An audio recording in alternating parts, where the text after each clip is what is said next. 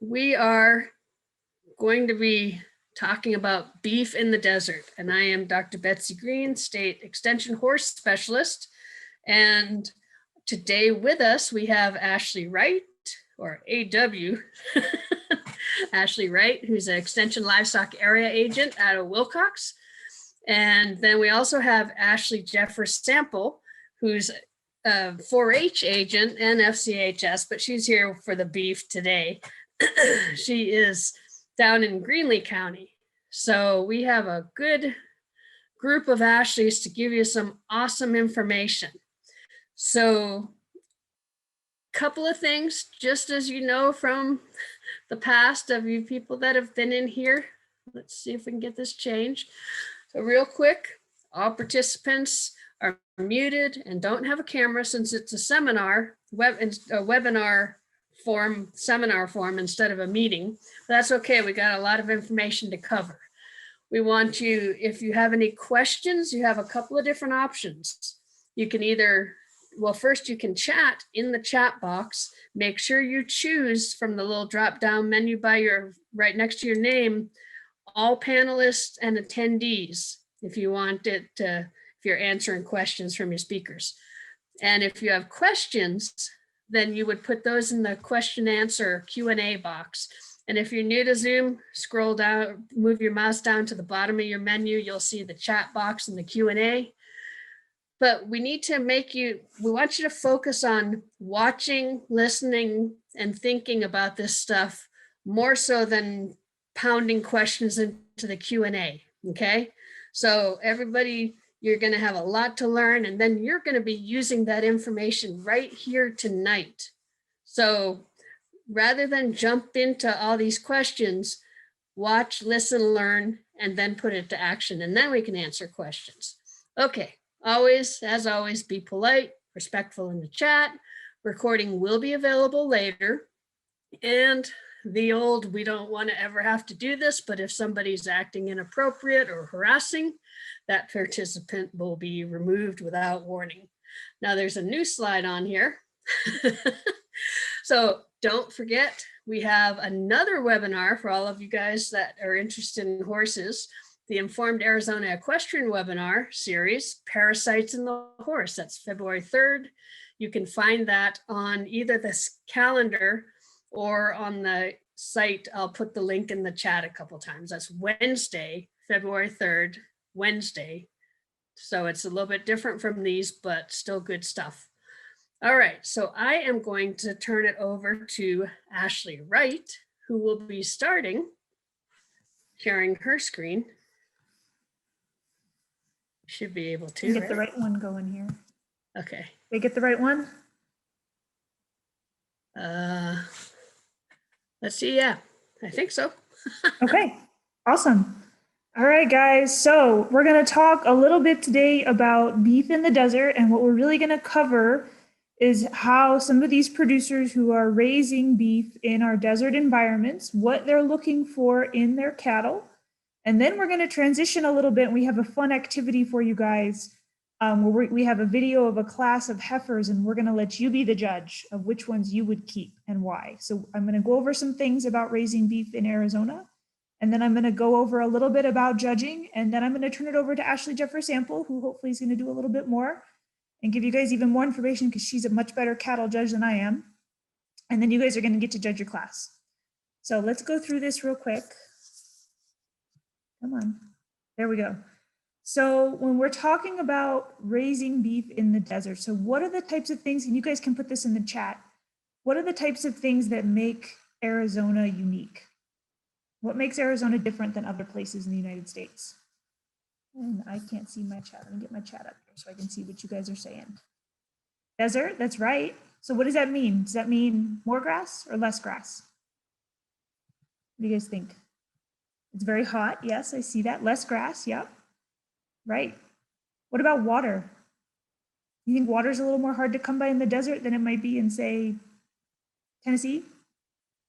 Grass is seasonal. Yep. Drought. It's dry. Excellent. You guys got it. So Arizona is very different than a lot of other places where we raise cattle. And so that leads to raising things differently. Ranches are big in Arizona, really big. You know, if you're back east somewhere, your ranch may be 5, 10, 20 acres, and that may be big. Here, that's not even enough grass for one cow. So here, ranches are tens or hundreds of thousands of acres big. They're often grazing public lands, so they don't necessarily own all the land that they're grazing cattle on. They lease it from a land managing agency or from somebody else. And that person gets a little bit of say in how many cattle they can put out there, or when they can be in certain pastures versus other pastures.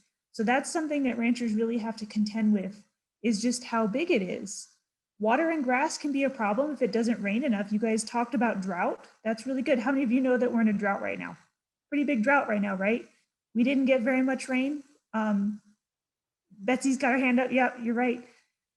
Yep, I see another hand up there. Yeah, we didn't get very much rain this year. We are in a big drought. And what does that mean for our landscapes? Can we go out there with the hose and water the desert and make grass grow? Not really, right? We're pretty reliant on rain happening. And the other thing, if rain doesn't happen, is that not only will the grass not grow, but some of our cattle may not have access to water. A lot of the water sources that these cattle use on the rangelands are what's called dirt tanks, where somebody has gone out and dug a little pond where water naturally runs off a hill for it to catch. And those make little like man-made tanks for cattle to get water out of, but if it doesn't rain, there's no water to fill those tanks up, right? The other thing is that our terrain can be very rocky. You think about someplace else in the United States, maybe someplace where it's wetter, they don't have as many rocks. Cattle's feet don't have to be as tough, but here our terrain is very rocky. Our ground is very hard. If you guys have ever had to go dig fence posts, you know how hard that ground is. And so cows' feet and legs and their ability to stay sound is very important to making sure that they survive on our rangelands. Yeah, but there are also some positives. We talked about some of those other ones. Those are maybe some tougher things we deal with, but some really positive things are we can let our cattle graze year round. So for example, a producer who's raising cattle in, let's say, North Dakota, do you think their cattle get to graze all year round? Probably not, right? There's a lot of snow. So that means that a lot of the time they are stuck having to feed hay to those cattle, especially in the wintertime, which means they have to feed them every day. They have to buy or make their own hay, grow their own hay and bale their own hay so they can feed those cattle for half the year. We don't have that problem. Our cattle are out on pasture all year long. We don't have to contend with all that stuff. We get 2 opportunities to grow grass every year.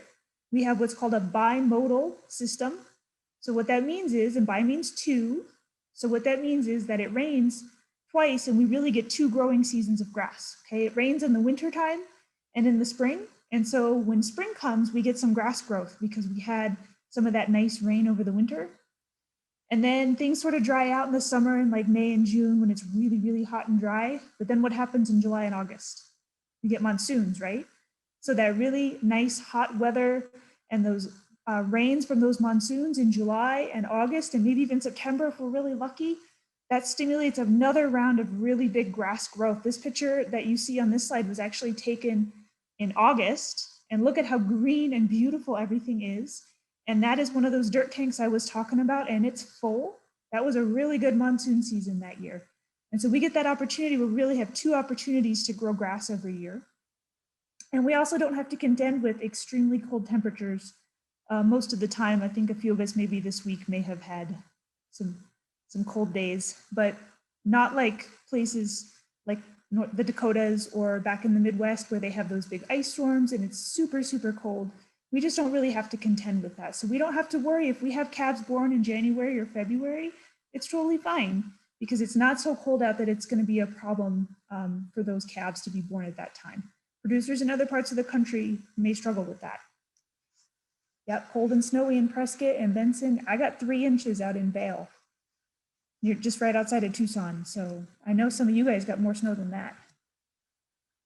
So what are some of the important things that producers need to look for to have cows that can be successful out on this landscape? And we put them out in the desert and we need them to be able to what do we need them to do? We need them to live, right? We need them to be able to eat. And we need them to be able to make a calf every year, right? Because as a producer, that's what producers need to sell to make money is they need to sell calves every year. So we need to make sure we have cows that are hardy and adapted to that landscape. So let's say we took you to another country, let's say India, someplace that eats a lot of food that's really different than us. When we put you in the grocery store, do you think you would know what all the food is and what you would like to eat in that grocery store? Probably not, right? Because you've never been there.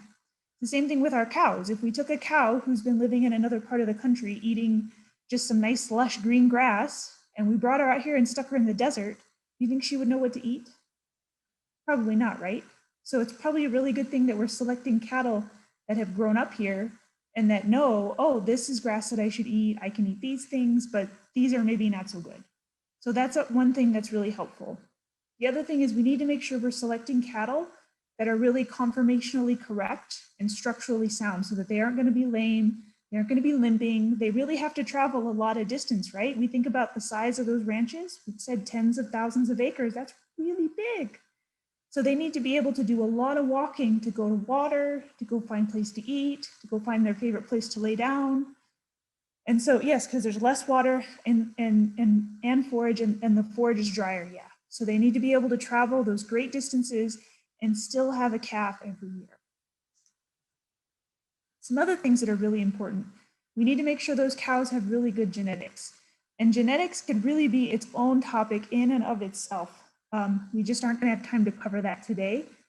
But with good genetics, you'll have cows that can make good calves. And what we want in our good calves, remember, we need them to be able to grow and make really good steers. So we need those sorts of genetics. And some of our producers may be keeping some of their girl calves, their heifer calves, which is what we're going to judge today, so that they can grow up and be cows and go out on the desert and raise more calves. And so we need to make sure we have good genetics so that we're raising the type of cows and calves that we want out on our landscape. The other thing that's really important is having cows that are really easy to work with. So if you're on one of these really, really big pastures and you're riding your horse and you're going to get your cows that you need and you find them and they immediately take off at 110 running across the pasture, are you going to have a really good day? Are you going to be real happy with that? Probably not, right? Because now your horse and you have to do a lot more work. But if you have cows that are pretty gentle and you see them and you can ride up to them and turn them around and get them going the direction you want and they just go nice and slowly like they're supposed to, that's much easier. And then when you bring them into the facilities and you need to do stuff with them, maybe they need their yearly shots or you need to do something else to handle them, knowing that they're going to be calm and easy cows to work with is just so much easier on the people and on the cows. They aren't as stressed. So in my opinion, temperament is a really big thing we should be paying attention to. And again, we need those cows to have really, really good conformation. And I see your question, Haley, just because I have the chat up. How do you know if they're easy to work with? Cows that are easy to work with are the cows, if you walk up, so I don't know if you're familiar with the concept of a flight zone, but basically that's the point where when you walk up to the cow, that he or she gets uncomfortable and moves away from you. And so some cows, like maybe if you're talking about your show calf, will have almost no flight zone, right? You can walk up and pet your show calf probably, right? So that cow has no flight zone. And that's probably a pretty gentle cow. But some of our cows that are out on the desert, they're not tamed to the point where you can pet them. So they'll have a bigger flight zone. And in some cows, it's maybe 10 feet. In some cows, it's a lot longer than that. And so having cows that you can approach close enough to do things that you need to do with them, but that doesn't take off running the second they see you is a really key indicator. And there's a few other things that could also be a whole topic in and of itself. Can you tell me what Josephine's question was? I think I missed it. Yes, absolutely. I figure since it's kind of on the topic here, what is the best way to switch cattle's environments without causing too much stress? Okay, that is a really, really good question. So if you're talking about moving, so the one thing is to remember is that cattle are herd animals, okay? So if you're trying to move one cow, if you can find her a buddy to buddy up to, that's more helpful. So let's say you have a couple cows already and you're bringing another cow in, putting her with your other cows or in a pen adjacent to your other cows so that she can see them and feel like she's part of the herd, that can be really helpful. Making sure that if they're eating some other type of food where they're at, like maybe you're feeding them hay, make sure that you take some of their old hay and bring it with them so that they can adjust to what the new stuff is. And really just giving them a chance to settle in. So if you just bring your cow home and you put her in her new pen with her new friends, and your whole new environment, do you think it's a good idea to go out and try to halter break her right that second? Probably not, right? It's probably better to give her a couple of days to settle in and learn everything before you start trying to do anything with her. Okay, so I hope that helped. So we talk about culling a cow, and our activity today is going to be called keep or cull. Are we going to keep this heifer or are we going to cull this heifer? And what does culling a cow mean? So culling a cow means we're going to remove her from our herd, our project or our operation or whatever, because she's not fitting our needs. So can you guys think of some reasons a cow might not work for our operation anymore? What are some of the things that you guys think? Bad udder, yep. Not getting bred, yep. Not producing, good. Poor conformation, too wild, age, yeah, you guys are nailing it right on the head. Maybe she's too old, she's not gonna have a calf anymore, or she's having a hard time eating because her teeth are going really bad. She doesn't have genetics, prone to parasites. I see cancer eye would be another really good one. Cancer eye in particular in Arizona can be a problem. A cow that's got a bad temperament, if every time you go out there to do something with her, she's trying to eat your lunch, it's probably not a good cow to keep around, right? The other thing I haven't really talked about is too big or too small. So we talked about here in Arizona that our grass maybe isn't as plentiful as it is in other parts of the country. So which cow do you think would do better here? A really big cow or a smaller cow? Give you guys a second. What do you think? Bigger cow or smaller cow? Small, small, small. I see one. So someplace that has a lot of grass would do really well with a big cow, right? But here, a bigger cow needs more groceries, right? A bigger cow needs to eat more food. That's right, you nailed it, Dustin. Smaller cows eat less food. Now, do we want a really tiny cow? Not necessarily, right? Because a really tiny cow is probably going to have really tiny calves. And we don't want to sell really tiny calves, right? We want to sell good sized calves. But we can find maybe that middle ground of a small-ish, medium-sized cow who eats a little bit less, but still raises a pretty good sized calf. So we want to find kind of that middle ground. So let's say we have a group of heifer calves, and we're going to have a group of heifer calves, but let's talk about our hypothetical group of heifer calves. And everybody knows what a heifer calf is, right?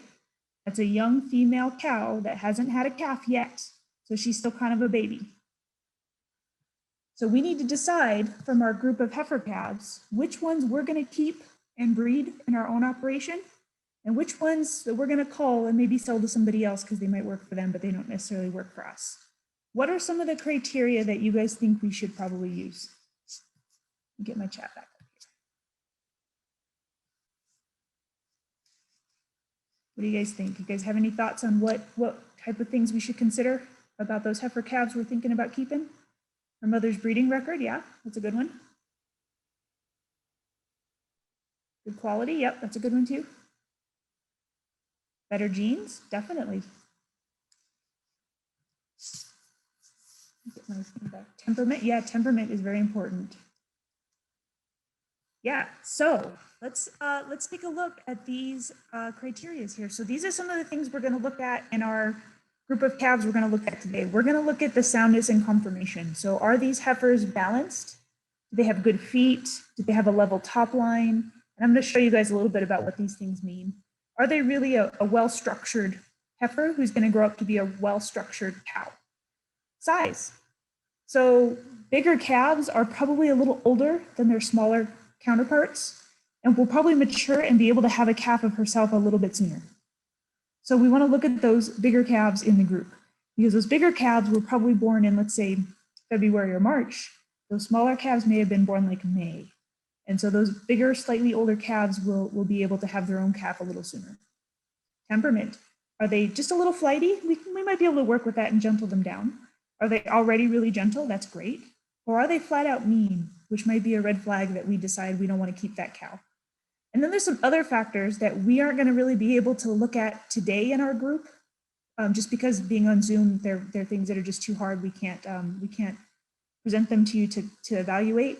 But some other things that I would consider if these were my heifers: what are their genetics? Who was their mama? What's her breeding record? Who was her daddy? And their reproductive tract score. What that is we can actually look and see, is her reproductive tract complete? And is it maturing appropriately so that she's going to be fertile and be able to carry a calf every year for us like we want her to. Okay. So this is a really nice heifer calf, and I want to show you guys just really quickly the places that I was looking at when I referred to that first one, the soundness and conformation. Okay, so we see feet and legs that are really straight. We see like a hind end that is, see how these legs are sort of parallel? Her hocks don't like come in towards each other, and her feet aren't together at the base. Like she's very straight and nice and wide. She has a nice, level, even top line. This is the top line. Okay. We have a nice slope right here on her rump. She overall looks balanced, right? She doesn't look like she has way too much butt and not enough head, or way too much head, but her butt's really tiny. She looks very even. She has a really nice, smooth, sloped shoulder and a deep chest. See how she's pretty wide in her butt and in her ribs and in her shoulder? She's not all narrow. And she's got a really pretty head, which is good in a heifer too. So those are some of the things that we're going to look at. And I'm hoping Ashley Jeffers Sample is going to go over those things maybe a smidgen more with us.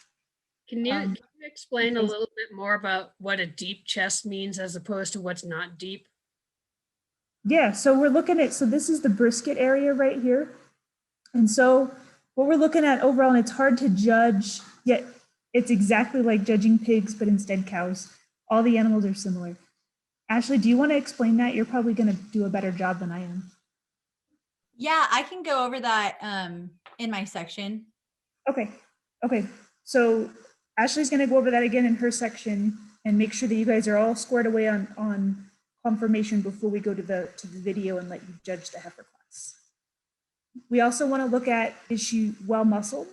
Is she light, average, or heavy? And again, this is a really great illustration of that nice, wide, straight hind end. This one's maybe getting a little narrow. This one is really narrow. Okay, so we want to look for these nice, well-muscled animals. And then that's the end of my section. So let me switch. And I'll let you take it away with conformation.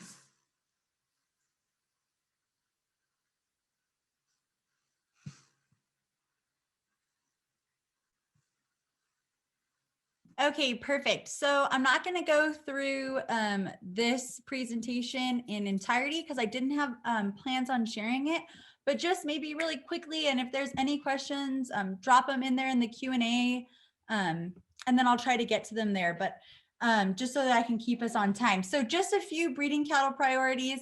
I am going to try not to be repetitive to what Ashley said, but answer any questions that we have.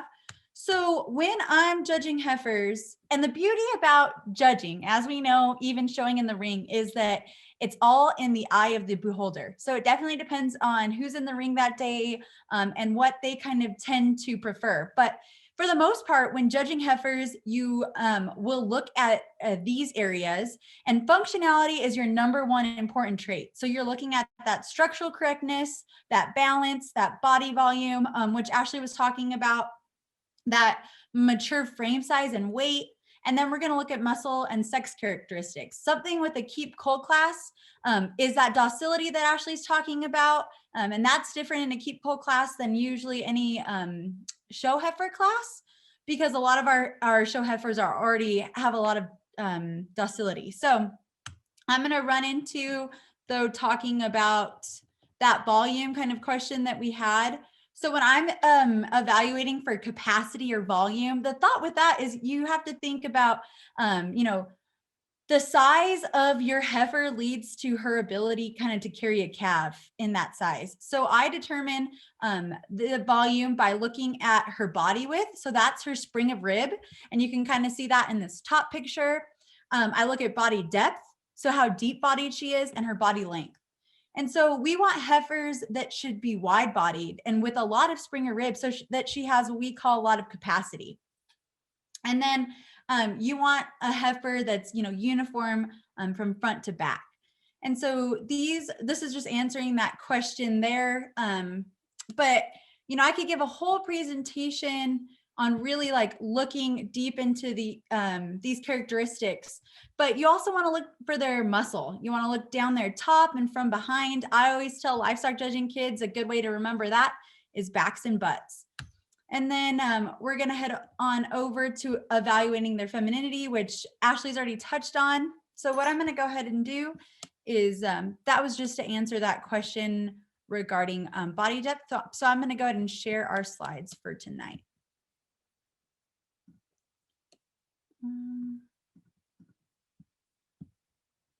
Let's see. Sorry. So many slides open. All right. So for tonight, as Ashley told you, we're going to have a keep coal class of red Angus heifers.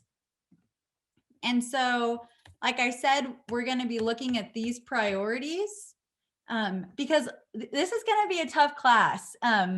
There's a lot of similarities, and it's a video class, which that's kind of what we are, put to doing lately is all virtual. And at the end, we're not going to have an opportunity to compare them side to side. So it's really going to be evaluating all of these animals and playing off by memory. So I would suggest taking good notes. But yeah, here's something to help you. Like look at that functionality of the heifers that you have, the muscle, their sex characteristics. And like we said, you want to look at docility. And what helps me in a keep coal class is I look for similarities. And I pick my class winner and I'm looking to see who's the most similar there. And the beauty about a keep coal class, it's that it's putting you in the shoes of a rancher, because this is a practical evaluation. And feel free to stop me if there's any questions I should be answering. Okay.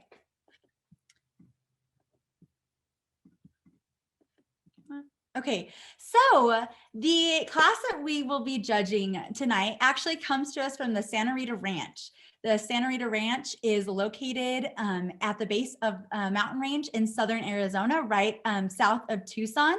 It is owned and managed by the McGibbon family. They've been there for over 50 years. It's primarily red Angus, and not only are the McGibbons cattle ranchers in Pima County, but they're also a Pima County 4-H family. They have daughters in the program now, Cora and Tessa, which I think we're even blessed with on this call. And Michaela is a volunteer. So Michaela and Josh shot this video. Josh Moore, the Pima County agent, they went ahead and shot this video yesterday, but due to some unforeseen circumstances, Josh was unable to be on the call today. So I'm going to get the opportunity to walk you through this class. The beauty about this too is that this class is also on YouTube. So you'll be able to go back and watch the class, and we'll throw that in the chat box, the link.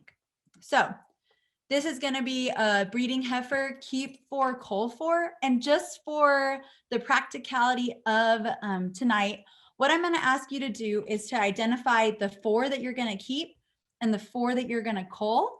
And the heifer that you would put at the top and the heifer that you would put at the bottom. So for practicality, that's all we're going to talk about. So what 4 you're keeping, what 4 you're calling, and when you look at this class, who you see as the best heifer and who you see as the heifer that you would get rid of first. They're all really high quality heifers. And so it's just going to be in a comparison.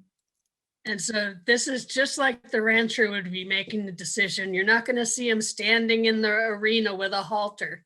You're going to see him in the pens. So this is judging. So this is a yes or no as you're looking at each of them. Okay, yep. So, and maybe if people, what they want to do is while the video plays, if you want to write in the chat box, things that you're seeing are pros and maybe cons. And this first slide that they're giving you is just some weight information. You're going to see that once the video plays through. So yeah, I would just suggest dropping any pros and cons in there, maybe seeing what everybody else is thinking. And then at the end of the video, I'll go ahead and tell you what 4 I kept, what 4 I culled, and who I saw as my top heifer and who I kind of would have culled first.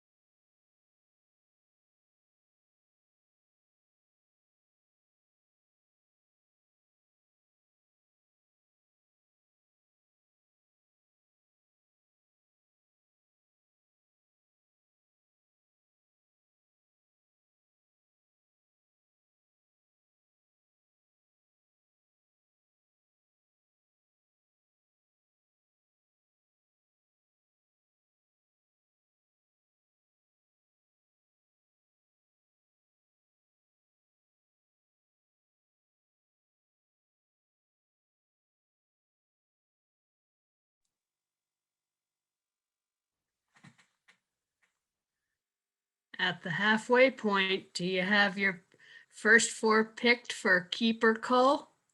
This is number 5.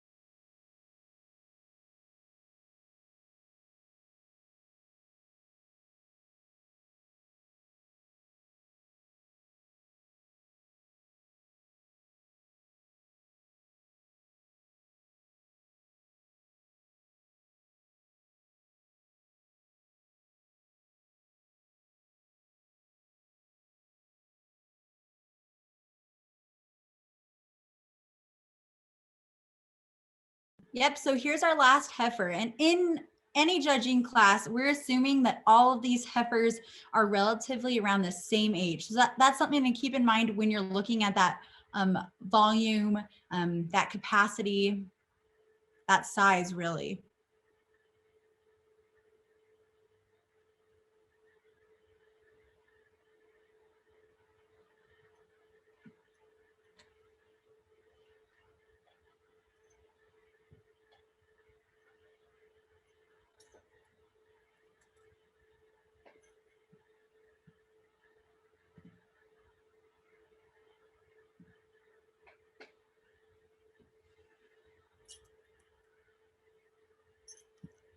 And like I said, I agree. This is a bit of a tough class.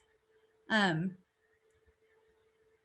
really, this is a great life example of what decisions producers have to make constantly. And so someone had asked in the chat or in the Q&A earlier is what's more like productive? Is selling or keeping cattle for meat or selling and keeping cattle for calving? And so as a rancher, they're going to look at their heifers and they're going to keep the high quality heifers and keep them as what are referred to as replacement heifers. And those are the ones that they want to keep those genetics on the ranch. And then the rest of the heifers and the steers, they're going to sell for meat production. And so there's really a value for both. So here you get to see them a little bit side by side, but what I'm going to go ahead and do is I'm going to go ahead and tell you who I kept and who I culled. And then we can talk a little bit about it there if you kind of have any questions. So I'm going to keep 6, 1, 4, and 5. So once again, the heifers that I'm going to keep are 6, 1, 4, and 5. And the heifers that I'm going to cull are 2, 3, 8, and 7. And the reason being is I'm going to go ahead and come back to this number 1 heifer. Actually, I'm going to come over to number 6. 6 and 1, it was a toss up for me. Obviously, like I said, it's a really quick video. So I would have taken 6 and 1 and put them at the top of the class. So we'll kind of evaluate 1 and 6. But in this class, let me go to 1.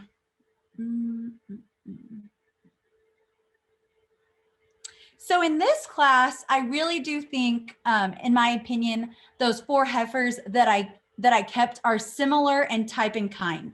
They're the broodiest made, and by that I mean that they have the most volume, the best body capacity, and they're the largest in size. And so here we're going to go ahead and see number 1. I think you can just see that depth of body, that rib shape when you're looking at her. The other thing that I tended to see was that these heifers that I kept were a lot more docile. They were a lot calmer coming out of the chute. So heifer number 2 gives you a great example of the differences between my top 4 and my bottom 4. She has a little less rib shape. She's not as big in structure. Let me go ahead and go down to who I would have culled first off. And the heifer that I would cull first off, and Betsy and Ashley, if there's anything in the chat that I need to That's exactly what I was just trying to get them to get at, was those first 2 easy culls right off the top.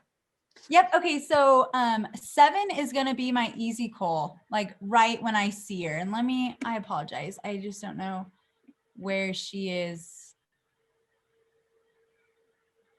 Nope. I think this is 8. I think this might be her. Yep. All right. So here is, I'm going to show you her coming out of the chute. And okay, first of all, she's, you see some of these heifers coming out of the chute, they're walking down that alleyway, they're calm. They look back at Josh filming. They don't have a problem coming up to him. The heifers that did that, I really take to. This heifer, some of them come out of the chute a little more high-headed. This heifer right here, number 7, I culled her right off the bat because you look at her and she's the smallest structured heifer in the class.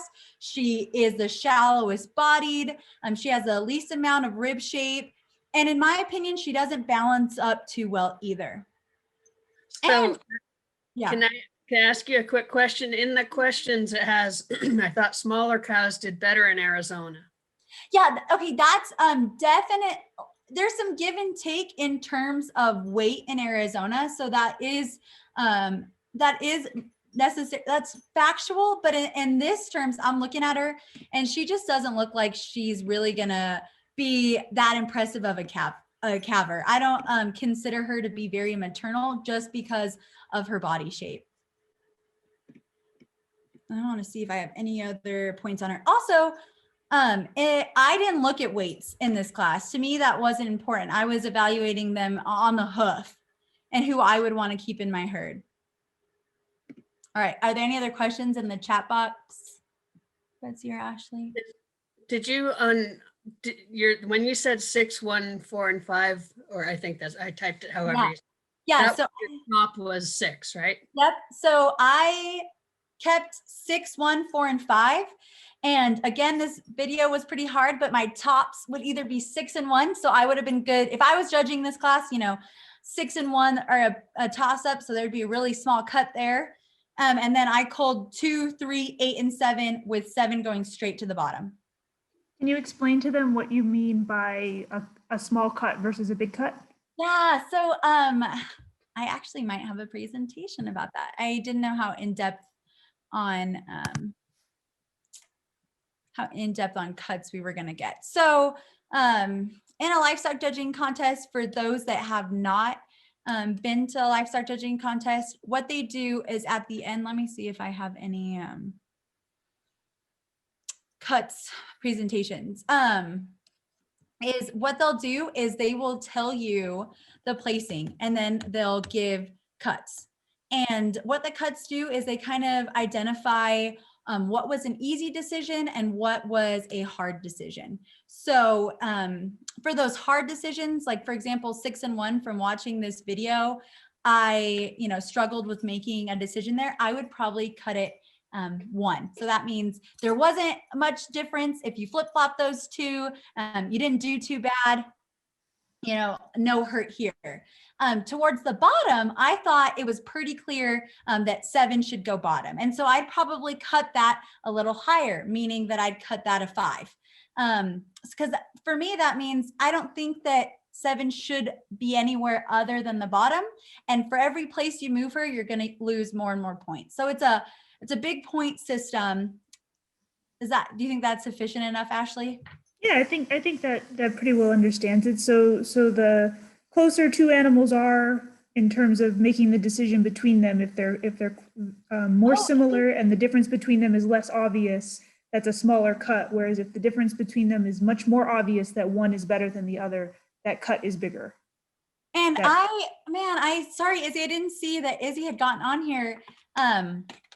Izzy, if there's anything that you wanted to add, in the chat box, because she knows these heifers really well, and hopefully she saw it like I did. So yeah, and I see Izzy has put a question in. Can we explain how seeing their weight can help project or estimate the future weaning weight of their offspring?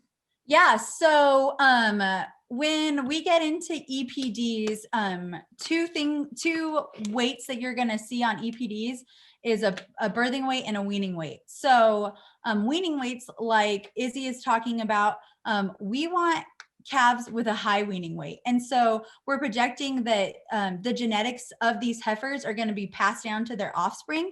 And so we're looking for heifers with a higher weaning weight. And that's kind of one of those reasons, if you look just on paper too, 7 and 8 are some of our lighter heifers, with being that 470 and 455. So that's another good reason that you could move them down towards the bottom. Birthing weights are another one that you're going to see on EPDs, and those we tend to want to be a little bit more moderate because we don't want our heifers to struggle too much when they're out there giving birth in rugged Arizona. So hope that answers that. Question. What? Ashley, right? You're going to take that? I was actually going to follow up real quickly on, I did see that question, but let me follow up real quickly on what you just mentioned about the 7 and 8 calves that were super light. So in my mind, that's really 2 reasons that they should be called first, and they really should be at the bottom. Is number 1, if they're light because they were born later than these other calves, that means that they're younger and they're not going to come into puberty as quickly or as soon as those older calves. Or number 2, they could be the same age as those other calves and they're just smaller and lighter, and therefore going to have those lighter weaning weight genetics. In either case, it doesn't matter because they're lighter, they're going to be on the cull list for me. And EPD? An EPD is called an expected progeny difference. And so they're a way that we can look at the genetics without actually looking at the genetics. And basically what it means is if we have this cow and she has, how do I tell the difference between the Ashleys? AJS and AW, that's how you tell. So EPDs are a way of predicting how their offspring are going to do on average. So what they have done is they've done some really complex math and used some of the genetics that we have on file for a lot of these different bloodlines and figured out that, let's say you have this really nice red Angus bull and he has an EPD for, let's pick something easy, let's say birth weight, okay? And so his EPD for birth weight is plus 10 pounds. That means that his calves on average are 10 pounds heavier than the average for his breed, okay? So there's other EPDs too. There's EPDs for things like birth weight, weaning weight. There's EPDs for growth. There's EPDs for milk production. And basically that's looking at, on average, this animal offspring should be this much different than the average for their breed, okay? And they're pretty complex, and at some point we may do one on EPDs for you guys. But it's a really complex topic that a lot of people really struggle with, but just know that it's a way we can predict what their offspring are gonna be based on a mathematical and genetically done equation, if that makes sense. So here's a question that has come up. How do you figure out if you have, if you choose the larger heifer or the better conformed heifer, if that's smaller? How do you decide what's more important? I think that what you're going to decide is more important, and I'll bring this up right here, is that functionality. So at the end of the day, I'm looking for the most functional heifer. I'm looking for the heifer that's the most structurally correct, because when I put her out on, for what I'm thinking for me in Southeastern Arizona, rocky country, I want a heifer that's going to last a really long time. And so I'm looking also for that body volume, that frame size and weight, but really it's kind of like putting everything together. You want the heifer that kind of packages everything up together. So I would say I'm going to go with the one that has like the better structural correctness, that still has a good A decent, frame size, yeah, and body depth over like maybe the largest size heifer in the class. an AW?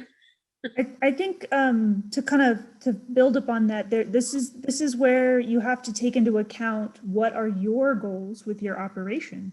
So if you know that your birth weights or your weaning weights are trending smaller and you don't want them to, it may be a pretty hard cut for you that you gotta cut some of the smaller ones, even if they're really structurally correct, because you're trying to put some bigger genetics into your herd. Or maybe you're really happy with the size of cows that you have, but you know that you're struggling with some structural issues.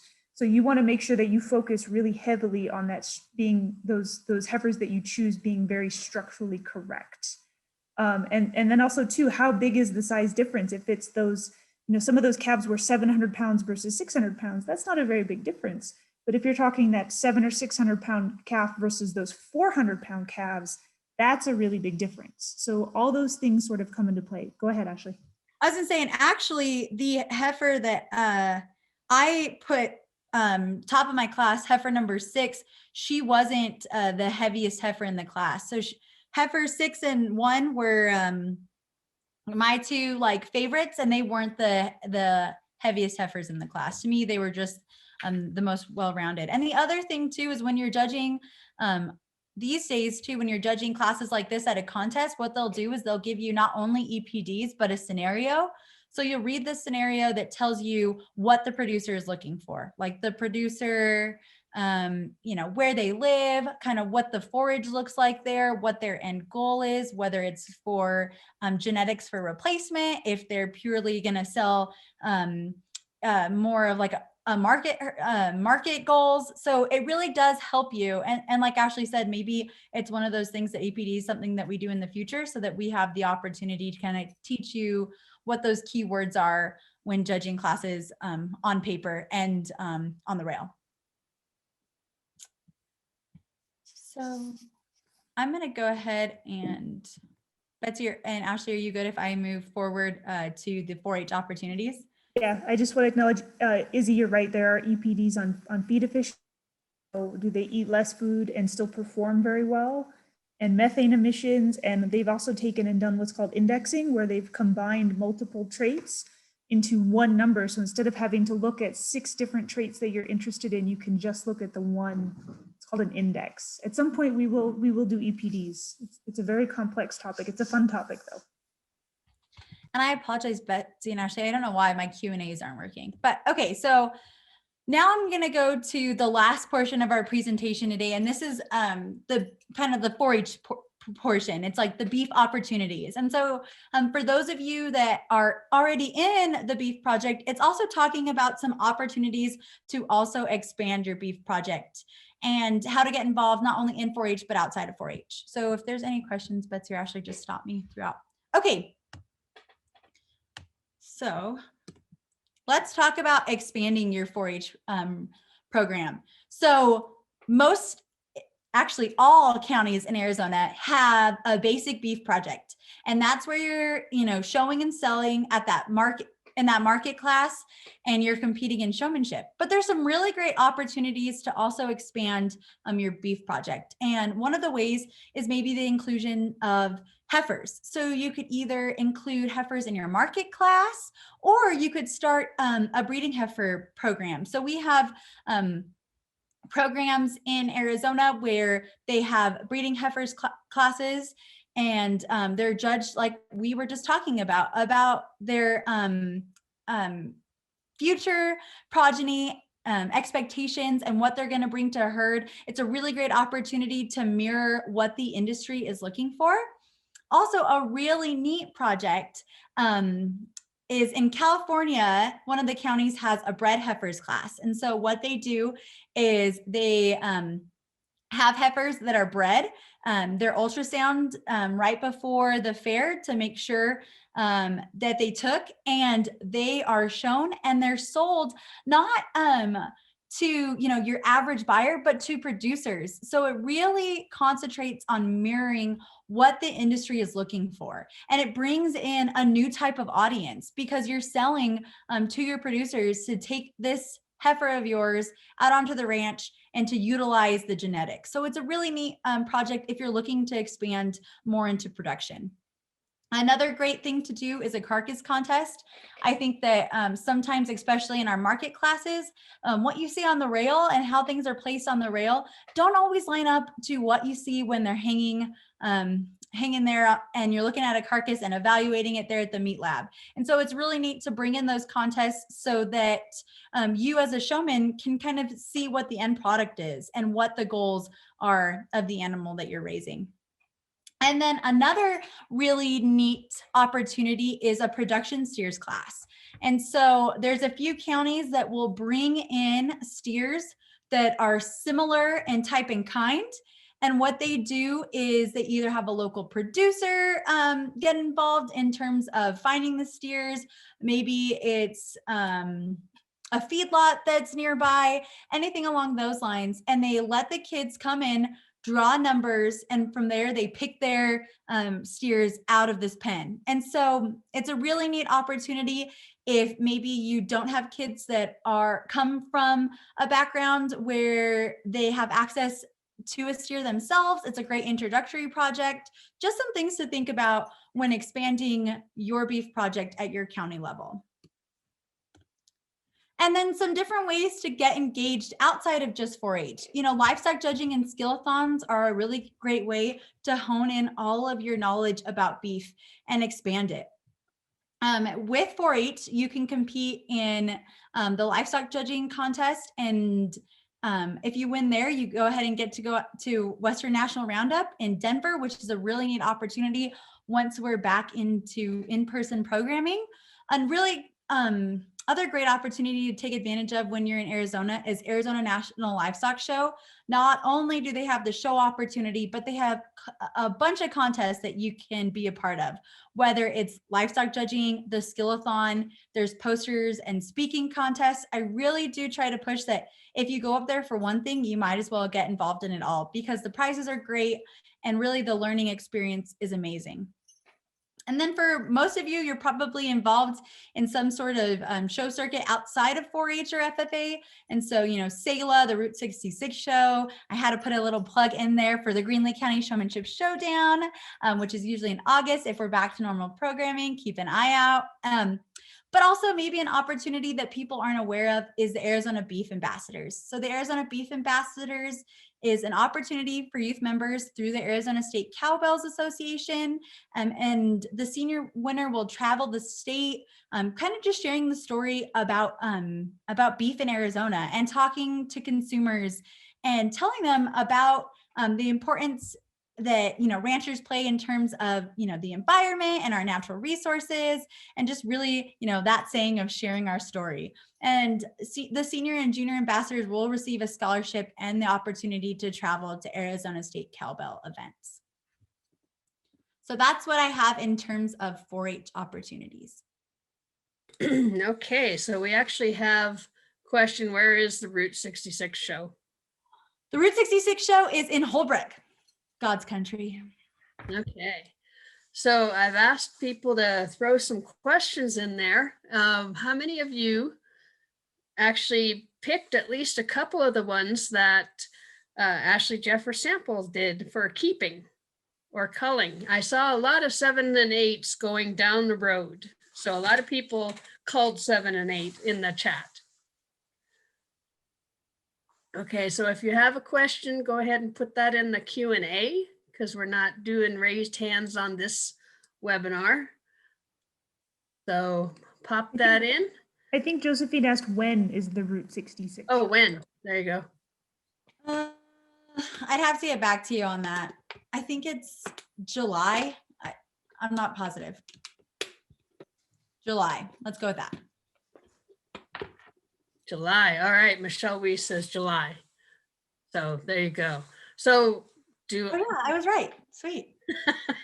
did everybody learn so much that they don't have any questions?